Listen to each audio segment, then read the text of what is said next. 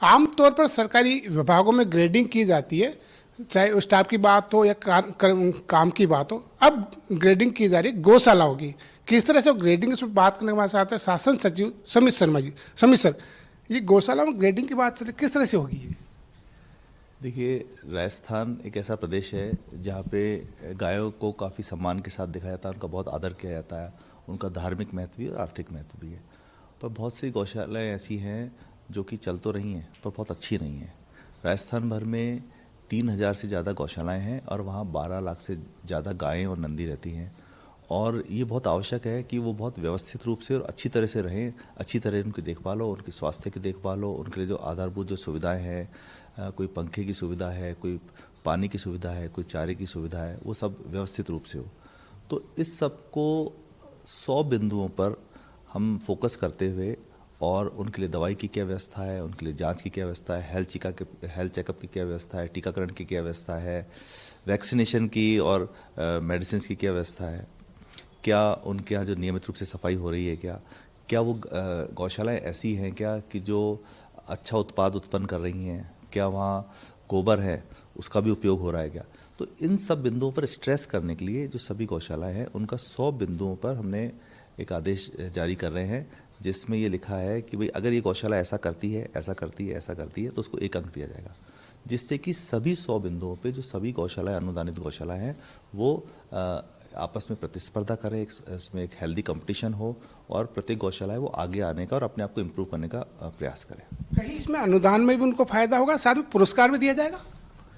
देखिए, अभी लगभग 1200 करोड़ रुपए का अनुदान राज्य सरकार की ओर से जो गौशाला है उनको दिया जाता है। तो ये बहुत महत्वपूर्ण है कि जो सिर्फ पैसा देना ही पर्याप्त नहीं है, ये देखना है कि वो पैसा है उसका पूरा तरह से सदुपयोग हो रहा है और वो गायों की देखभाल अच्छी हो रही है कि नहीं हो रही है, वो व्यवस्थित रूप से रह रही हैं क्या, साफ़ सुथरी रह रही हैं क्या, ये ज़रूरी है। तो इसके लिए जो अंक दिए गए हैं, इसके आधार पे जो बेस्ट गौशालाएँ होंगी उनको हम 26 जनवरी के दिन इन 100 अंकों के आधार पे जो जिला गौपालन समिति होती है जिला कलेक्टर की अध्यक्षता में, वो जब इनकी फाइनल मार्किंग करेंगे तो उसके आधार पे उनको पुरस्कार दिया जाएगा। कई बार सवाल भी उठते हैं गौशालाओं को लेकर के।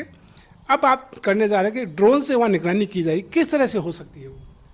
देखिए, अधिकतर जो गौशाला संचालक हैं वो तो बहुत सेवा भावना से इस काम को करते हैं और गाय के प्रति अच्छी श्रद्धा रखते हैं।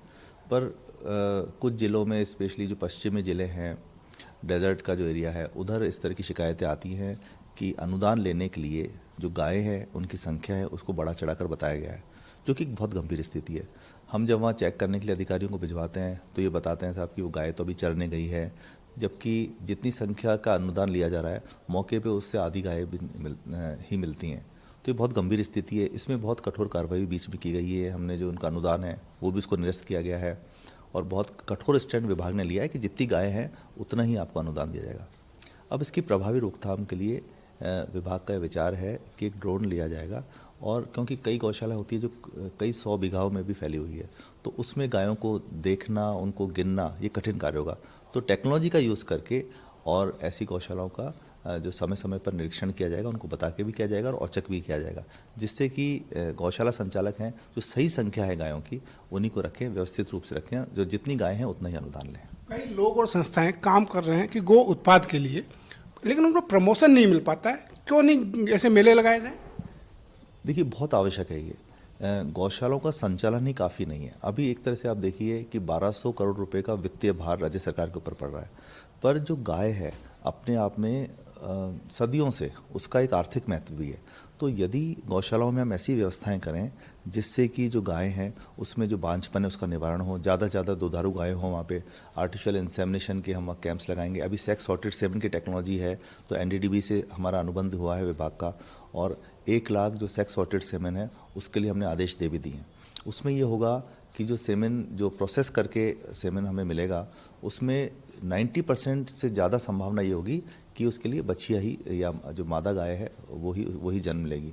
तो उससे मैं समझता हूँ इकोनॉमी में बहुत फ़ायदा हुआ। तो जब गौशालाओं में जो गायें हैं, बहुत सारी जो गायें हैं, उसमें हम अगर ये प्रयास करेंगे कि जो वहाँ जो बांझ गायें हैं, जो बांझपन है उसका निवारण शिविर लगाया जाए और उसमें आर्टिफिशियल इंसेमिनेशन का यूज़ किया जाए, तो ज़्यादा से ज़्यादा जो दुधारू गायें हैं वो आगे आने वाले 2, 4, 5 साल में वो उपलब्ध होंगी और गौशालाओं की जो स्थिति है वो बदल जाएगी।